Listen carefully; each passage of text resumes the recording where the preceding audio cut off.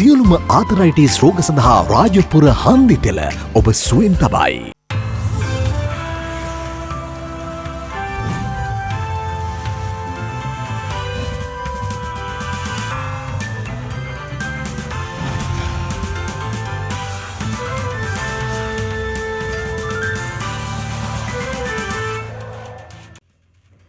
ආයුබෝවන් යථාර්ථවාදීව ලෝකයේ දෙස බලන්නට සත්‍ය සිදුවීම් සම්පීඩනයක පුවත් දිගහැරුම ශ්‍රද්ධා රූපවාහිනී 630 ප්‍රධාන ප්‍රවෘත්ති විකාශය සමගින් මම ලකිඳුණු අංග ප්‍රථමයෙන් සිරස්තල.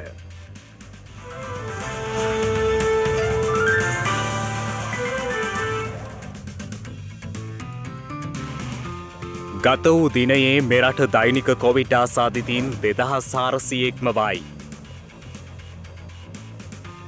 ඇස්ට්‍රසෙනිකා එන්නත් ඔගයක් දිවයිනට අන්තර් පළාත් පොදු ප්‍රවාහන සේවා හෙට සිට ඇරඹෙයි. පෞද්ගලික බස් සංගම්වලින් නව යෝජනා මාලාවක්. ඒ නිසා ඒ එක් ආසනයට යාට දෙගුණයක් ගෙවන්න සිද්ධ වෙනවා. ජාතික මව්කිරිදීමේ සතිය හෙටින් ඇරඹෙයි. ඩෙල්ටා ව්‍යාප්තිය නිසා ඕස්ට්‍රේලියාවේ බ්‍රිස්බේන් නුවරත් වසා දැමෙයි.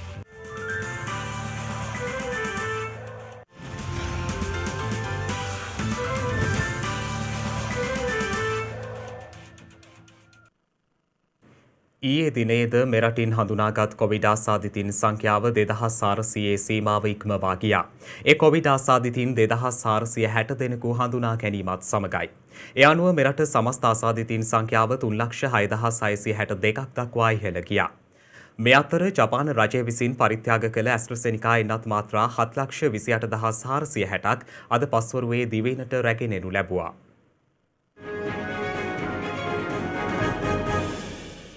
ගත වූ දිනේ හඳුනාගත් නව ආසාදිතයන් අතරින් 2455 දෙනෙකු අලුත් අවුරුදු කොවිඩ් පොකුරේ ආසාදිතයන් වන අතර විදේශයන්හි සිට පැමිණ නිරෝධායනය වන පුද්ගලයන් 5 දෙනෙකුද කොවිඩ් ආසාදිතයන් ලෙස හඳුනාගත් බවයි රජයේ ප්‍රවෘත්ති දෙපාර්තමේන්තුව සඳහන් කළේ.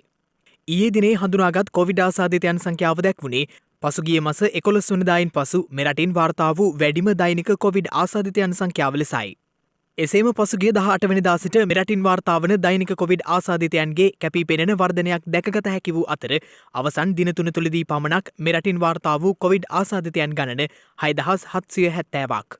ඊයේ දිනේ ගම්පහ දිස්ත්‍රික්කයෙන් වාර්තා වූ කොවිඩ් ආසාදිතයින් 535 දැක්වුණේ ඊයේ දිනේ දිස්ත්‍රික්කයක් තුළින් වාර්තා වූ වැඩිම දෛනික ආසාදිතයන් සංඛ්‍යාව ලෙසයි. එසේම කළුතර දිස්ත්‍රික්කයෙන්ද කොවිඩ් ආසාදිතයන් 441 දෙනෙකු හඳුනා ගැනුණු අතර කොළඹ දිස්ත්‍රික්කයෙන්ද කොවිඩ් ආසාදිතයන් 222 දෙනෙකු හඳුනා ගැනුණා.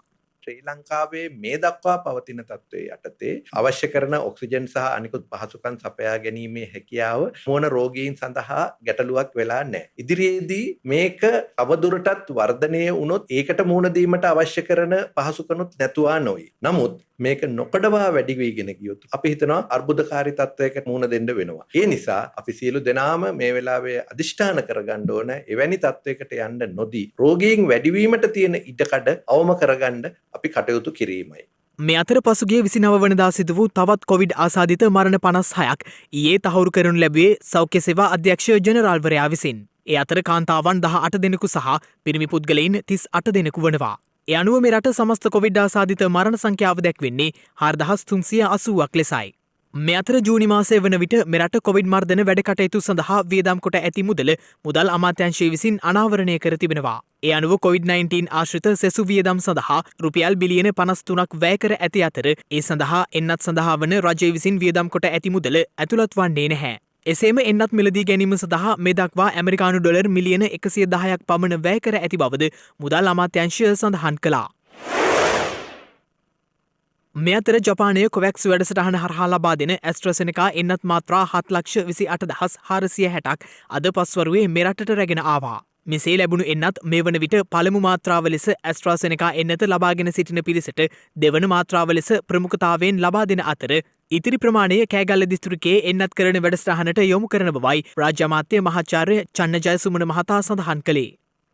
මේ අතර මෙරට කොවිඩ් ප්‍රතිශක්තිකරණ වැඩසටහනට අදාළව අඛණ්ඩව දෙවන දිනටත් ඊයේ එන්නත් 5 ලක්ෂයේ සීමාව ඉක්මවා ලබා දී තිබෙනවා. ඒ අනුව සෞඛ්‍ය අමාත්‍යාංශය සඳහන් කළේ ඊයේ දිනේදී පමණක් එන්නත් මාත්‍රා 5,13,741ක් ලබා දී ඇති බවයි. ඒ දෛනිකව එන්නත් මාත්‍රා ලක්ෂ 5 ඉක්මවා ලබා දෙන ලද අඛණ්ඩ දෙවන දිනය වශයෙන් ඉදිරියේදී මේ එන්නත් ලබා ගැනීමේදී විශේෂයෙන්ම එන්නත් ආවරණය සාර්ථක ලෙස නිම කරපු කොටස්වල තවදුරටත් එන්නත් ලබාගෙන නැති අයට එන්නත ලබා ගැනීම පහසු කිරීම සඳහා ඒ අවශ්‍ය පරිදි ලබා ගැනීමට වැඩපිළිවෙලක් දැන් තීරණය කරලා තියෙනවා. දෙවෙනිදා සිට ක්‍රියාත්මක වෙනවා. Tamanට මේ වන විටත් පළමු මාත්‍රාවවත් ලබාගෙන නැති අය සෞඛ්‍ය නිලධාරී කාර්යාලය හා සම්බන්ධ වෙලා නියමිත දිනයක් වේලාවක් ලබාගෙන මේ එන්නත ලබා ගන්න. ඒ වගේම තමයි පිටරට යන අයට Tamanට නියමිත ඒ යන රටවල් වල අවශ්‍යතාවය මත ජාත්‍යන්තරව පිළිගත් එන්නත් සහතිකයක් අවශ්‍ය කෙනෙකුට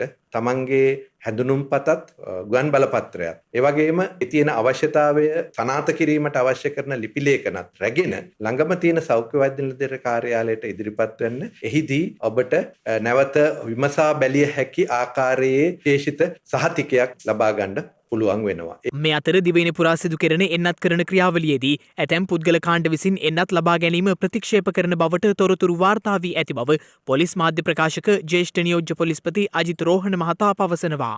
මේ දිනවල ශ්‍රී ලංකාව පුරාම එන්නත් කරන ක්‍රියාවලිය ඉතා සාර්ථකව සිදු කරමින් පවතිනවා. එහිදී නිරීක්ෂණය වී තිබෙන්නේ සමහර කණ්ඩායම් විසින් මේ එන්නත ලබා ගැනීමට නොපැමිණෙන බව, ඒ වගේම විශේෂයෙන්ම නිදන්ගත රෝග තිබෙන අයවලුන් මෙම එන්නත ලබා ගැනීමට නොපැමිණෙන බව විශේෂයෙන්ම අපි ඉල්ලා සිටිනවා. එවැනි අයගෙන්, ඒ වගේම එවැනි අය බලා ගන්න බාරකරුවන්ගෙන් නැතහොත් ඔවුන්ගේ දූ දරුවන්ගෙන් තමන්ගේ වයෝවෘද්ධ පියා මව නැත්නම් වෙනත් තැනැත්තෙක් සිටිනවා නම් ඔබගේ ප්‍රදේශයේ එන්නත් කරන අවස්ථාවේදී ඔවුන් එන්නත් කරන්නේ සඳහා යොමු කරන්න. අනිවාර්යෙන්ම නොමැතිනම් අදාළ බලධාරීන් වෙත සම්බන්ධව දැනුම් දෙන්න පිට අවශ්‍ය ක්‍රියාමාර්ග ගනු ඇති. මේ අතර දිවයිනේ සීළු ප්‍රදේශවල එන්නත නොගත් පිරිස පිළිබඳව සංගණනයක් සිදු කරන ලෙස ජනාධිපති ගෝඨාභය රාජපක්ෂ මහතා නිලධාරීන්ට උපදෙස් ලබා දී තිබෙනවා. ඒ එන්නත්කරණය සහ ඉදිරි මෙහෙයුම් සම්බන්ධයෙන් කොවිඩ් මර්ධන විශේෂ කමිටුව සමග ඊයේ පස්වරුවේ ජනාධිපති කාර්යාලයේ පැවති හමුවකදී එන්නත් බෙදා හැර තිබුණද මෙතෙක් එන්නත ලබාගෙන නොමැති අය පිළිබඳව විමර්ශනය කිරීමත් ඔවුන් එන්නත ලබා ගැනීමට පෙළඹවීමේ අවශ්‍යතාවයත් ජනාධිපතිවරයා විසින් මෙහිදී පෙන්වා දී තිබෙනවා. ඒ අනුව මේ පිළිබඳව ප්‍රාදේශීය ලේකම් කාර්යාල මට්ටමින් කඩිනම් සංගණනයක් සිදු කර දින කිහිපයක් ඇතුළත එන්නත ලබා නොගත් පිරිස පිළිබඳ වාර්තාවක් ලබා ගන්නා ලෙසයි ජනාධිපතිවරයා නිලධාරීන්ට උපදෙස් ලබා දී ඇත්තේ. එමෙන්ම රජයේ ආයතන සහ පොදු ස්ථාන වෙත පැමිණ ජනතාව කොවිඩ් මර්ධන එන්නත ලබාගත් බවට සහතික කෙරෙන කාඩ්පත ළඟ තබා ගැනීම අනිවාර්ය කිරීම පිළිබඳවද කොවිඩ් මර්ධන විශේෂ කමිටුවේ අවධානය යොමුව තිබෙනවා. මේ වන විට කොවිඩ් වෛරසය ආසාදිතව රෝහල්වල ප්‍රතිකාර ලබන පුද්ගලයන් සංඛ්‍යාව 25,164ක් වන අතර වෛරසය ආසාදිතව සිට සුව ලැබූ සමස්තය දැක්වෙන්නේ 2,77,118ක් ලෙසයි. රාජ්‍ය සේවය සාමාන්‍ය පරිදි පවත්වාගෙන යාම සම්බන්ධයෙන් අදාළ චක්‍රලේඛය මෙවන විට නිකුත් කර තිබෙනවා. ඒ අනුව ලැබෙන සඳුදා දින සිට සාමාන්‍ය පරිදි රාජ්‍ය සේවය ක්‍රියාත්මක වනු ඇති. ඊයේ පස්වරුවේ ජනාධිපති ලේකම් පී.බී. ජයසුන්දර මහතාගේ උපදෙස් පරිදි 2021 අගෝස්තු මාස දෙවන දින සිට සියලුම රාජ්‍ය සේවකයන් සාමාන්‍ය පරිදි රාජකාරී කටයුතු සඳහා කැඳවීමට පියවර ගන්නා ලෙස රාජ්‍ය සේවා පළාත් සභා සහ පළාත් පාලන අමාත්‍යාංශයේ ලේකම් ජේ.ජේ. රත්නසිරි මහතා වෙත දැනුම් දී ඇති බව ජනාධිපති මාධ්‍යාංශය විසින් විශේෂ නිවේදනයක් නිකුත් කරමින් සඳහන් කළා. ඒ අනුව කොවිඩ් රෝගයේ පාලනය පහසු කිරීම සඳහා සීමිත කාර්ය මණ්ඩල චක්‍රීය පදනම මත කැඳවෙමින් සහ දිවසේ සිට රාජකාරී සිදු කිරීමට අදාළව නිකුත් කර ඇති සියලුම චක්‍රලේඛ අවලංගු කරන ලෙසද දැනුම් දී පළාත් පාලන අමාත්‍යාංශයේ ලේකම්වරයා වෙතද දැනුම් දී ඇති බවද එම නිවේදනයේ වැඩිදුරටත් සඳහන්. ඒ සඳහා වන චක්‍රලේඛය මේ වන විට නිකුත් කර තිබෙනවා. මේ අතර හෙට දින සිට අන්තර් පළාත් පොදු ප්‍රවාහන සේවා යාලි ආරම්භ කිරීමට පියවරගෙන තිබෙනවා. සංචරණ සීමා ඉවත් කරනවා කියන එක තාම නිල වශයෙන් නිවේදනය කරලා නැහැ. නමුත් අපිට අනුමැතිය දීලා තියෙනවා පළාත් අතර බස් ධාවනය කරන්න රජයේ නිලධාරීන්ට සේවයට වාර්තා කරන්න කියන පණිවිඩෙත් දීලා තිබුණා. එhmenan ඒ අයට සේවයට වාර්තා කිරීම සඳහා ප්‍රවාහන පහසුකම් සපයන්නට අවශ්‍යයි. ඒ නිසා හෙට දිනේ සිට විශේෂයෙන් රාජකාරී වේලාවන් වල කාලසටහන අපි සක්‍රිය කරන්න බලාපොරොත්තු වෙනවා. විශේෂයෙන්ම උදේවරුවේ සහ හවස් වරුවේ දුම්රිය සහ අස්රත සාමාන්‍ය කාලසටහන අපි ධාවනය කරන්න බලාපොරොත්තු වෙනවා. අතර මැදි ගමන් වාර කීපයක් 125ක් විතර අත්හිටුවලා තියෙනවා. 75ක් කාලසටහන් ක්‍රියාත්මකයි කියලා කිව්වොත් ඒක නිවැරදියි. ඒ අනුව ශ්‍රී ලංකා ගමනාගමන මණ්ඩලයේ සභාපති කිංස්ලි රණවක මහතා සඳහන් කළේ ලංගම සතු සියලු අන්තර් පළාත් බස් රථ ධාවනයට එක් කිරීමට සැලසුම් කොට ඇති බවයි. ශ්‍රී ලංකා ගමනාගමන මණ්ඩලය විසින් ගමනාගමන මණ්ඩලයේ සියලුම බස් රථ ධාවනයට යෙදවීමට මේ වන විට කටයුතු යොදමින් පවතිනවා. හෙට දිනේ සිට අන්තර් පළාත් බස් රථ සහ අධිවේගී මාර්ගවල බස් රථ අපි ධාවනය කරන්නට කටයුතු කරනවා. හෙට දිනේ සිට අපි බස් රථ අන්තර් පළාත් සහ අධිවේගී මාර්ගත් ඒ වගේම පළාත් තුල බස් රථ ධාවනය කරනවා. ඒ වගේම සමුදා දිනේ සිට අපි සාමාන්‍ය පරිදි බස් රථ ධාවනය ආරම්භ කරනවා. කිසියම් ආකාරයකට අමුන්ගේ අනන්‍යතාවය ඔප්පු කරන්න පුළුවන් අඳුනුම්පතක් හෝ ලිපියක් හෝ කිසිවක් රැගෙන එන ලෙස අපි කාරුණිකව ඉල්ලා සිටිනවා. මේ පළවෙනි එන්නත හෝ ලබාගත් මගේ ජනතාව ඉන්නව නම් මේ එන්නත ලබා දෙන කාඩ් පත තියෙනවනේ. ඒ කාඩ් පතේ ඡායා පිටපතක් අරගෙන බස් රථයේ සේවක මහත්මයාට ලබා දෙන්න කටයුතු කරන්න. ඒකම අපි යෝජනාවක් කරා යම් ආකාරයක මේ වයස අවුරුදු 30ට වැඩි එන්නත ලබාගත් නැති පුද්ගලයන් සඳහා මේ බස් රථවල විශේෂයෙන්ම දුරසේවා බස් රථවල ගමන් කරනවා නම් ඒ බස් රථයේ ගමන් කළ යුත්තේ එක් ද්විත්ව ආසනයේ එක්කෙනෙක්. ඒ කියන්නේ එයාට වෙන් කරගන්න වෙනවා එක් ආසනයක්. ඒ නිසා ඒ එක් ආසනයට එයාට දෙගුණයක් ගෙවන්න සිද්ධ වෙනවා. අපි දිගින් දිගටම කියන්නේ බස් රථයේ ළඟ වාඩි වෙලා යන නිසා අනිවාර්යයෙන්ම එන්නත ලබාගත යුතුමයි. මේ අතර සඳුදා දින සිට දුම්රිය 110කට වැඩි ප්‍රමාණයක් ධාවනය කිරීමට කටයුතු යොදා ඇති බව දුම්රිය දෙපාර්තමේන්තුව පවසනවා. සඳුදා දින සිට මෙම අන්තර් පළාත් දුම්රිය ධාවනය කිරීම සඳහා අපි කටයුතු යොදා සිටිනවා. ඒ අනුව දුම්රිය 110කට වැඩි ප්‍රමාණයක් එදින ධාවනය වීමට නියමිතව තිබෙනවා. ඒ අනුව සඳුදා දින ප්‍රධාන මාර්ගයේ දුම්රිය 11ක් උදෑසන කොළඹ දෙස පැමිණීමට කටයුතු ඇති අතර ඉන් දුම්රිය 2ක් නුවර සිට ගමන් ආරම්භ කරනවා. ඒ වගේම මුහුදුබඩ මාර්ගයේ දුම්රිය 20ක් ධාවනය කිරීම සඳහා කටයුතු යොදා ඇති අතර ඉන් දුම්රිය 2ක් පිළිවෙලින් බෙලියත් හා ගාල්ලේ සිට කොළඹ දක්වා ගමන් කිරීමට කටයුතු යොදා තිබෙනවා. කැලණිවැලි මාර්ගයේ දුම්රිය 5ක්ද පුත්තලම් මාර්ගයේ දුම්රිය 6ක්ද ධාවනය කිරීමට කටයුතු යොදා තිබෙනවා. සවස් යාමේදී මේ දුම්රිය නැවත තමන්ගේ ගමනාන්තය කරා යොමු කිරීමට කටයුතු යොදා තිබෙනවා. ඩෙල්ටා කොවිඩ් ප්‍රභේදයේ සීඝ්‍ර ව්‍යාප්තිය හේතුවෙන් ඕස්ට්‍රේලියාවේ බ්‍රිස්බේන් නගරය ඇතුළු ප්‍රාන්ත කිහිපයක් වසා දැමීමට පියවරගෙන තිබෙනවා. ඉහළ සම්ප්‍රේෂණ හැකියාවක් සහිත ඩෙල්ටා කොවිඩ් ප්‍රභේදය මැඩ පැවැත්වීම සඳහා ඔස්ට්‍රේලියාවේ තුන්වන විශාලතම නගරය වන බ්‍රිස්බේන් නගරය සහ ක්වීන්ස්ලන්ත ප්‍රාන්තයේ තවත් ප්‍රදේශ රැසක් ඊයේ සිට වසා දමා තිබෙනවා. මේ නිසා එහි මිලියන සංඛ්‍යාත ජනතාවට අකණ්ඩව දින 3ක් නිවෙස්වලට වී සිටින ලෙසයි ප්‍රාන්තයේ නියෝජ්‍ය අග්‍රාමාත්‍ය ස්ටීවන් මයිල්ස් නියෝග කර ඇත්තේ.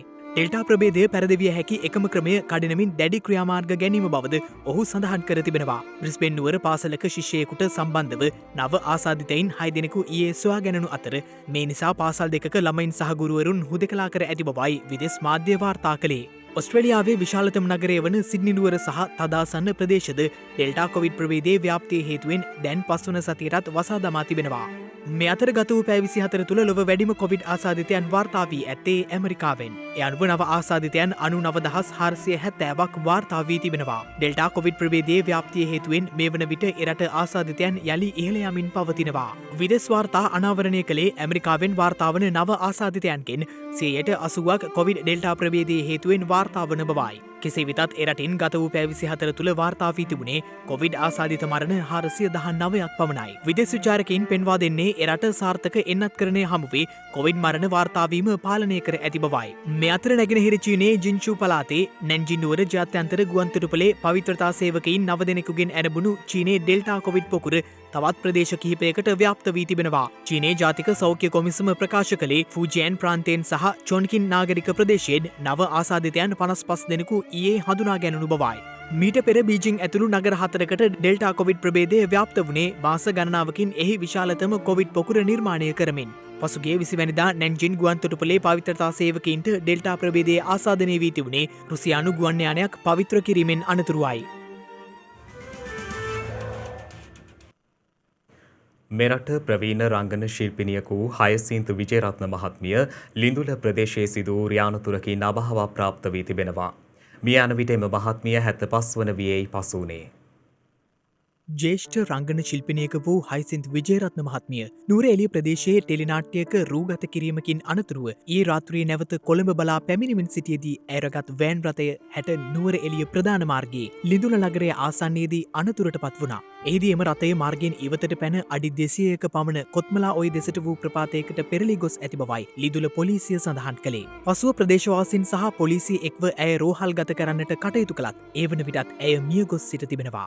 එම අනතුරින් රථය ගමන්ගත රියදුරට අනතුරක් සිදුව නොමැති අතර එම වෑන් රථ රියදුරා මේ වන විට ලිඳුල පොලිසිය විසින් අත්අඩංගුවට ගෙන තිබෙනවා. රියදුරට නින්ද යාම නිසා මෙම අනතුර සිදුවී ඇති බවටයි පොලිසිය සඳහන් කළේ. ශ්‍රී ලාංකේය සිනමාවෙත් පුංචිතිරේත් කෘතහස්ත රංගවේදිනියක් වූ හයිසින්ත විජේරත්න මහත්මිය සමගේ ආදරයට ගෞරවයට පාත්‍ර වූ සුන්දර කලාකාරිනියක්. කලාකෙත තුළ සෙනෙහවන්ත චරිතයක් වූ හයිසින්ත විජේරත්න මහත්මිය එලෙස මිය යන විට 75 වන වියේ පසු වුණා. 70 දශකයේදී සිය රංගන දිවිය අරඹන ඇය මෙරට තුළ මෙන්ම ජාත්‍යන්තර කීර්තියට පත් හෝගානා පොකුණ ඇතුළු සිනමා නිර්මාණ රැසකට සිය රංගන දායකත්වය ලබා දුන්නා. එමෙන්ම අතීත සිනමාව තුළ පෙම්බර මදු කරුමක්කාරයෝ කිරිමදුවැල් කන්‍යාවී සහ තාරකාමල් වැනි සිනමා නිර්මාණ සඳහාද සිය දායකත්වය ලබා දී තිබුණා. එලෙස කලාකෙත තුළ මතක සටහන් රැසක් ඉතිරි කරමින් පුංචිතිරේත් සිනමාවෙත් ඇය මැවූ රංගමඩල නිම කරමින් දිවි මඩලට සමුදුන්නේ ප්‍රේක්ෂක හදවත් තුළ සදා නොමැකෙන ලෙස පසුවදන් ගලපමින්. ඔන්ලයින් අධ්‍යාපනය සඳහා ජංගම දුරකථනය සහ පරිගණක භාවිතය සමග පාසල් සිසුන් අන්තර්ජාලය තුළින් අසභ්‍ය දර්ශන නැරඹීමේ සහ සයිබර් අපරාධවලට ගොදුරුවීමේ ප්‍රවණතාව ඉහළ ගොස් ඇති බව පරිගණක හදිසි ප්‍රතිචාර සංසදය පවසනවා. එසේම වසරේ මේ දක්වා කාලය තුළ එවැනි සිදුවීම් 8700ක් පමණ එම ආයතනය වෙත වාර්තා වී ඇති බවයි එම සංසදය අනාවරණය කළේ.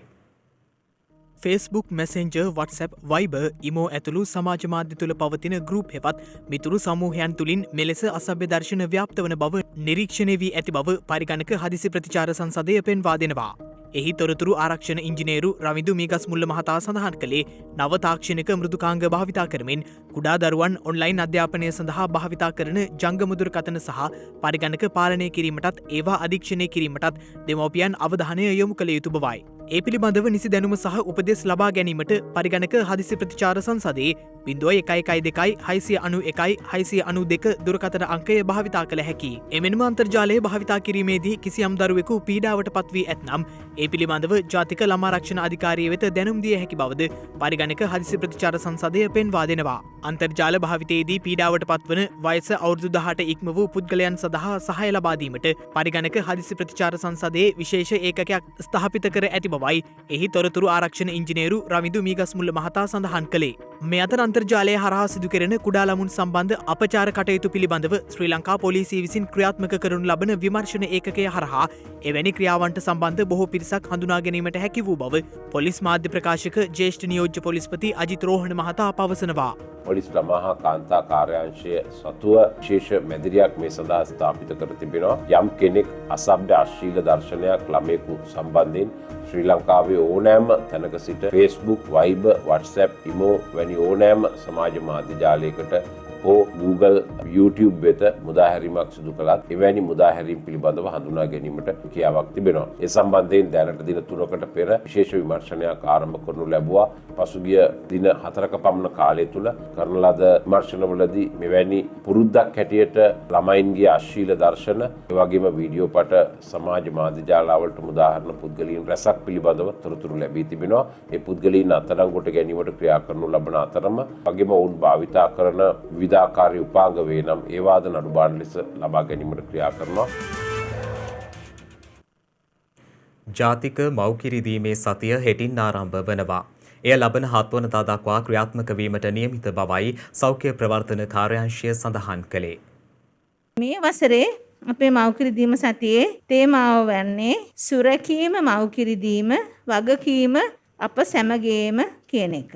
මොකද අපි දන්නවා වසංගතයක් වෙන අවස්ථාවකදී විශේෂයෙන්ම මේ COVID-19 වසංගතයේදී යම් බාධා පැමිණෙනවා මව්කිරි දීමට. මොකද මව්වරුන් සමහර වෙලාවට රෝගය ආසාදිත වෙන්න පුළුවන්. COVID රෝගයෙන් ආසාදිත වෙච්ච ගර්භණී මවකට මව්කිරි දෙන්න පුළුවන්ද? 100% මව්කිරි දෙන්න පුළුවන්. නමුත් ඒ මව රෝහලක ඉන්නවා නම් මවට විශේෂ සහායක් අවශ්‍යයි. ඉතින් ඒ සඳහා අපේ රෝහල් කාර්ය මණ්ඩලය පුහුණුව ලැබලා තියෙනවා.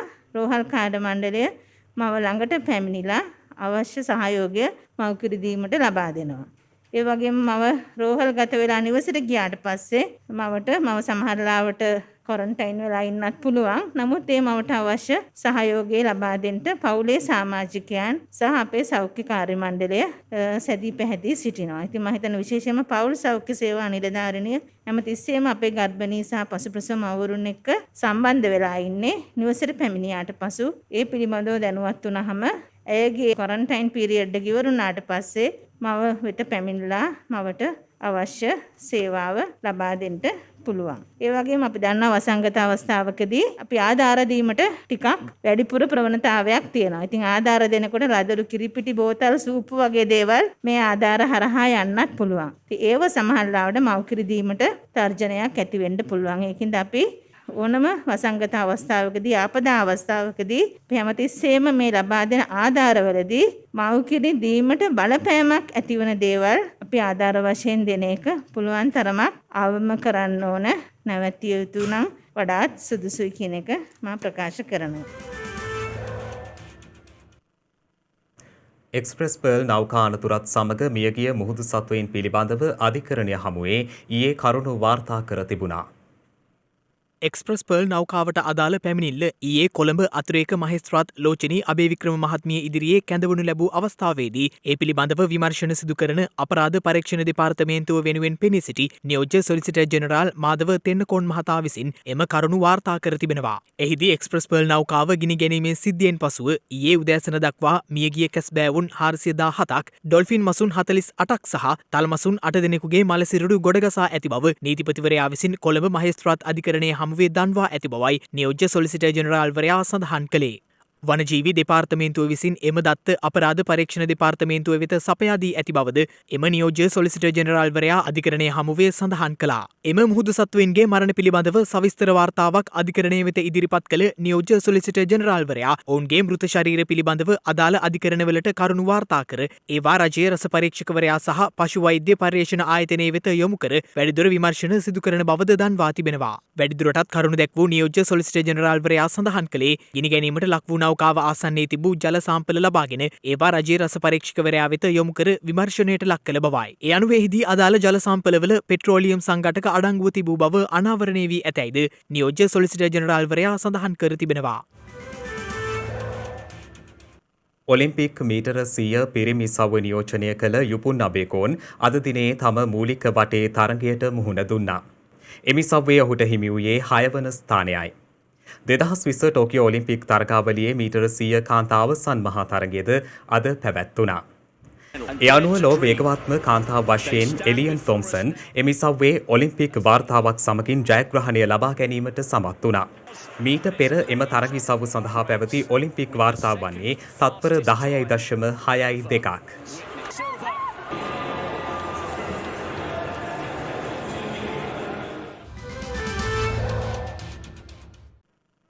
දිනක සටහන් නිමවන්නට මත්තෙන් හෙට දවසේ වැදගත්කම ගැනයි මේ අවධානය.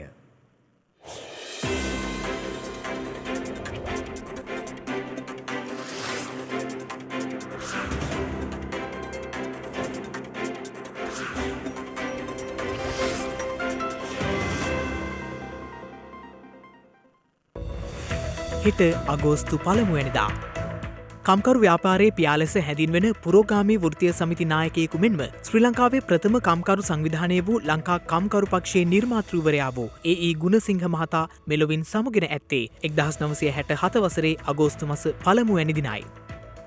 ඉංග්‍රීසින් විසින් ඇරඹූ කොළඹ ඇකඩමිය කොළඹ රාජකීය විද්‍යාලය ලෙසින් නම් කර ඇත්තේ 1881 වසරේ අගෝස්තු මස 1 වැනි දිනයි. පළමු ලෝක සංග්‍රාමයේදී රුසියාව ජර්මනියට එරෙහිව යුද්ධ ප්‍රකාශ කර ඇත්තේ 1914 වසරේ අගෝස්තු මස 1 වැනි දිනයි.